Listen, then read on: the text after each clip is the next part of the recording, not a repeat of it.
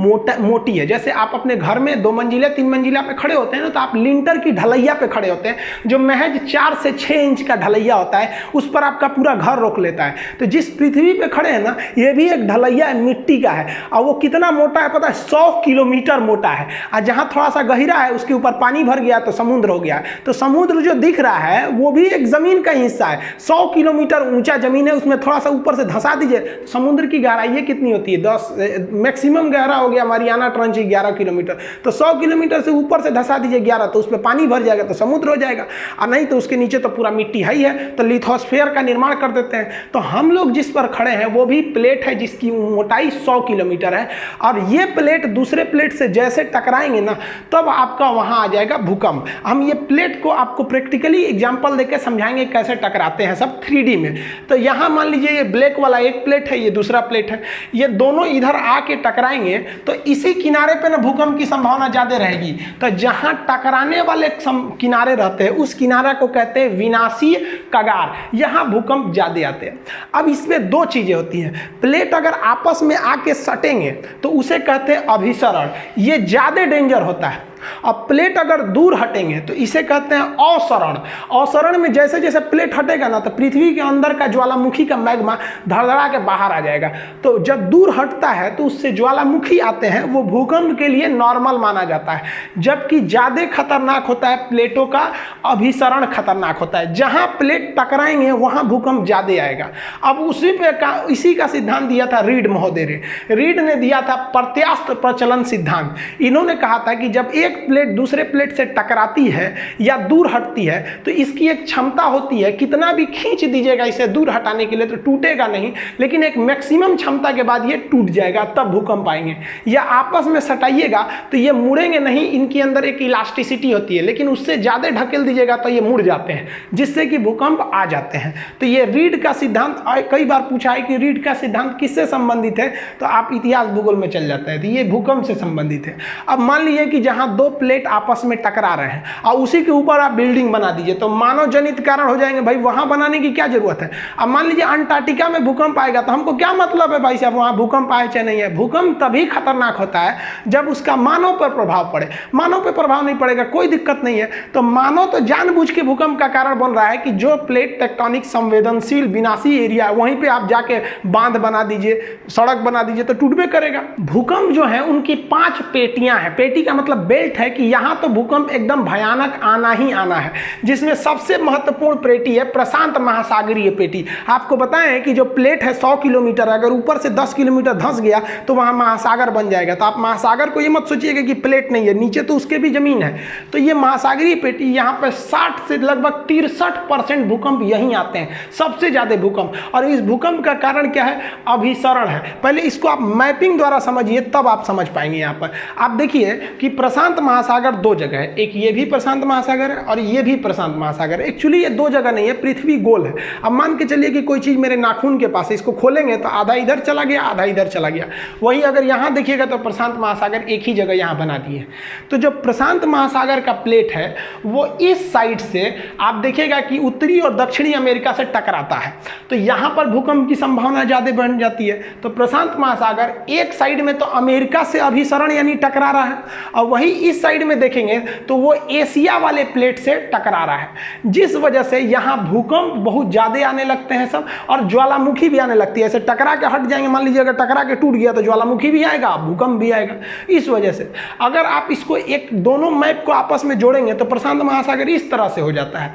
तो ये गोल एरिया लगभग डिसाइड कर देता है, तो जिसे भूगोल की भाषा में रिंग ऑफ फायर कहते हैं, अग्निवलय। क्योंकि भूकंप ज्वालामुखी आते रहता है तो आग धधकते रहता है, तो इसलिए इसे अग्निवलय कहते हैं। आपसे कहेगा कि प्रशांत महासागर का जो अग्निवलय है वो किस लिए है, तो याद रखिएगा वो ज्वालामुखी और भूकंप दोनों के लिए है। ये सबसे बड़ा भूकंपीय क्षेत्र आता है प्रशांत महासागरीय पेटी। ये अभिसरण होता है किस में, तो प्रशांत महासागर का एक ओर एशिया से और प्रशांत महासागर का दूसरी ओर अमेरिका से अभिसरण होता है, जिसे हम रिंग ऑफ फायर या अग्नि वलय कहते हैं। ये भूकंप और ज्वालामुखी दोनों के लिए है। समुद्र में भूकंप आता है तो सुनामी आ जाती है, सुनामी आपको अलग से बताएंगे। भूकंप की जो दूसरी पेटी होती है जिसमें हम लोग आते हैं उसे कहते हैं मध्य महाद्वीपीय पेटी।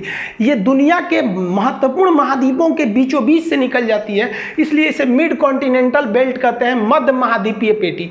इसका भी मेन कारण जो है वो अभिसरण ही है। हम आपको बताए हैं कि अभिसरण में ज़्यादा खतरनाक होता है और अवसरण में कम खतरनाक होता है। इसको भी आप मैप से समझिए कि जैसे ये देखिए पूरी दुनिया यहाँ पर, अब जो हम लोग मध्य महाद्वीपीय पेटी कहाँ पर है, ये रेड वाला एरिया देख रहे हैं, ये अटलांटिक महासागर के केप वर्डे द्वीप से चालू होता है और ये यहाँ तक जा रहा होता है। ये मध्य महाद्वीपीय पेटी है। इस पेटी को देखेंगे तो यहाँ दो प्लेटें आपस में टकरा रही हैं।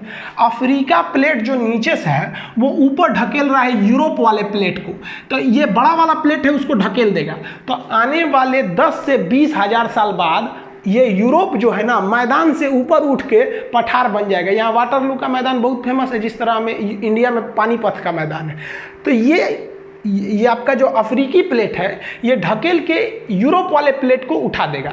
तो जहाँ ढकेलने वाला जहाँ जुड़ेंगे वहीं पर भूकंप आएगा। तो ये डॉटेड लाइन है, इस लाइन के आसपास जो रहेगा वहाँ पर भूकंप आना ही है। अब यूरोप का इधर वाला एरिया आएंगे तो ये एशिया और यूरोप लगभग आपस में मिलते रहते हैं, इसलिए इसका टेक्निकल नाम है यूरोप और एशिया यानी यूरेशिया। अब इस साइड में आएंगे तो ये यूरेशियन प्लेट है और ये हिंद महासागर और हिंदुस्तान दोनों एक ही प्लेट पर है, ये हिंद महासागर, तो इसे हम इंडियन प्लेट कहते हैं। इंडियन प्लेट इसको ढकेल रहा है यहाँ पर। इंडिया पहले यहाँ था अफ्रीका में, ये आगे समझाएंगे इवोल्यूशन में कैसे कैसे यहाँ गया। अब ये इसको ढकेल रहा है, तो ये दोनों जहाँ मिलेंगे वहाँ पर भी भूकंप आएगा। तो ये नेपाल के पास मिल जाते हैं, ये हमेशा उसको ढकेल रहा है। तो इसीलिए हिमालय पहाड़ की ऊंचाई बढ़ रही है। हम लोग जब छोटे थे तो पढ़े थे कि 8,848 मीटर ऊंचा है माउंट एवरेस्ट, आप लोग पढ़ रहे हैं 8,850 मीटर है। 10 साल रुकिए, इसी को आप पढ़िएगा 8,852 मीटर है। रीजन क्या है कि इंडियन प्लेट लगातार ऊपर ढकेल रहा है, हर साल ये ऊंचा हो जाता है, 5 सेंटीमीटर ऊपर भाग जाता है, जिस वजह से यहाँ टकराते हैं और ये एरिया पूरी तरह से संवेदनशील हो जाता है। और चूंकि जहाँ टकराएंगे वहाँ पहाड़ बनने की संभावना ज़्यादा रहती है। आप यहाँ पे देखेंगे तो यहाँ पे आपको मिलेगा आपका पहाड़, आल्पस पर्वत से लेके इधर निकलेंगे तो यहाँ काकेशस पर्वत है, हिंदुकुश पर्वत है, हिमालय, आराकामियोमा। तो ये पहाड़ी कारण जो होते हैं वो भी भूकंप के कारण बनते हैं। लेकिन आपको पता है कि मेन कारण पहाड़ नहीं है, मेन कारण अभिसरण हो जाता है। तो हिंदुस्तान का जो भूकंपीय क्षेत्र है वो क्या है, वो महाद्वीपों के बीचों बीच से आ रहा है, इसलिए इसे कहते हैं मध्य महाद्वीपीय पेटी, जो मुख्य रूप से नेपाल यानी हिमालय से होकर गुजरता है और आगे जाकर प्रशांत पेटी में जाकर मिल जाता है। तो यहाँ ध्यान से समझिए, तो हम लोग का जो पेटी है वो तो मध्य महाद्वीपीय पेटी हो गया। ये अभिसरण का कारण है। किससे अभिसरण हो रहा है, तो अफ्रीका ढकेल रहा है यूरोप को बना देगा एक दिन पठार, और एक और इंडियन प्लेट ढकेल रहा है यूरेशियन प्लेट को, इसलिए माउंट एवरेस्ट की ऊंचाई बढ़ रही है। ये दोनों जहां मिलते हैं वहीं पे बन गया है हिमालय पर्वत। ये समझ में आ गया। अब जो तीसरी भूकंप की पेटी है उसे हम कहते हैं मध्य अटलांटिक पेटी। ये अटलांटिक महासागर के बीच में है, ये ज़्यादा खतरनाक नहीं है, ये अवसरण बंद करती है। कैसे, देखिए ध्यान से। ये अटलांटिक महासागर है, एस के आकार का है। इसमें क्या है कि इधर का प्लेट इधर जा रहा है और इधर का प्लेट इस साइड जा रहा है। तो ये अभिसरण नहीं हो रहा है जो खतरनाक होगा, बल्कि ये अवसरण हो रहा है। तो प्लेट जब दूर जाएंगे तो पृथ्वी के अंदर का जो मैग्मा है वो बाहर धधक के निकलेगा ज्वालामुखी से, तो मैग्मा इसमें बाहर निकल जाता है और ठंडा होकर वो एक चट्टान बना लेगा। और ये लगातार फैल रहा है, इसलिए लगातार मैग्मा निकलेगा और इसके अंदर एक बड़ा सा चट्टान बन गया है। समुद्र के अंदर डूबे हुए चट्टान या पहाड़ को हम रिज या कटक कहते हैं।